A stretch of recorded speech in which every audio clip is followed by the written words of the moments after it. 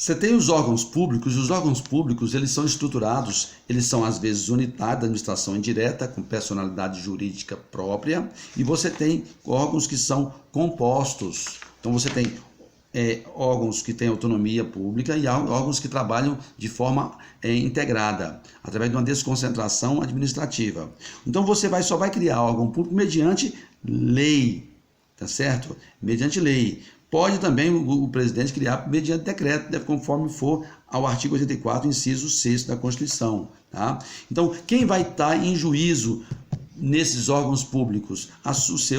Normalmente a Advocacia Geral da União, a AGU. E você tem nas administração direta os procuradores, procurador do IBAMA, procurador do INSS, né? Então eles possuem, eles não possuem capacidade para estar em juízo, né? Mas eles estão mediante os seus advogados, né? Os seus advogados, para defender os interesses do Estado, né? Então, os órgãos públicos não estão diretamente, né, em juízo, eles estão representados pelos seus procuradores. Né? Quanto à posição hierárquica aí, nós temos os órgãos independentes, superiores e subalternos. Então, você tem aí, por exemplo, o Supremo Tribunal Federal é um órgão máximo da Constituição, o guardião da Constituição, na sua competência. Mas ele não é superior ao órgão, superior ao STJ.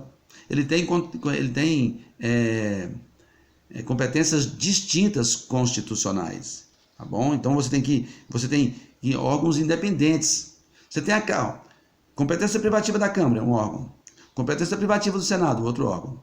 Competência privativa do Congresso Nacional, reúne os dois órgãos, que é o Câmara e Senado, onde quem comanda é o presidente do Senado. Não pode esquecer isso.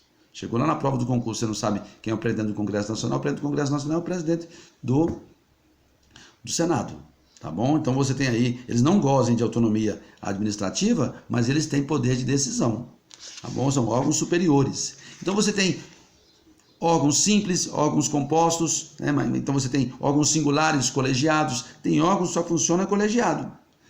Você tem um órgão titular, singulares, presidente da República, governadoria, prefeitura, ele é singular. Quem manda é o prefeito, governador e presidente. E você tem os órgãos colegiados, Senado, Câmara, Conselho da República, são órgãos colegiados da administração pública.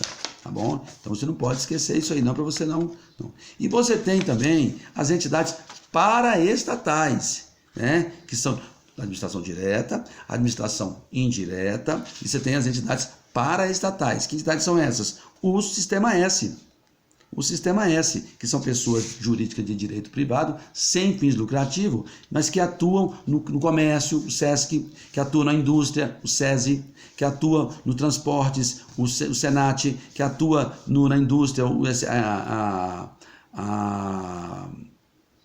Serviço Nacional da Indústria, o SNI, o SENAR, Serviço Nacional de Aprendizagem Rural. Você tem os órgãos que trabalham para, né, que são órgãos autônomos, controle finalístico, que são regidos pelas leis, pela consolidação das leis do trabalho e regidos também com os princípios da administração pública aí, tá certo? Principalmente nos crimes de improbidade administrativa. E você tem as organizações sociais, que são aquelas organizações de interesse público.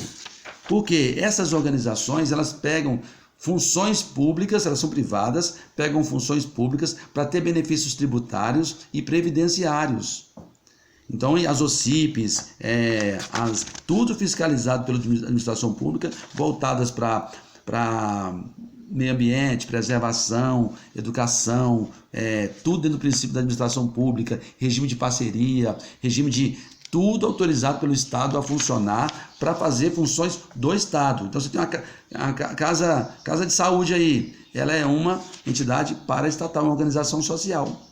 Ela pegou o título do Ministério da Saúde, da Previdência, para prestar serviço público.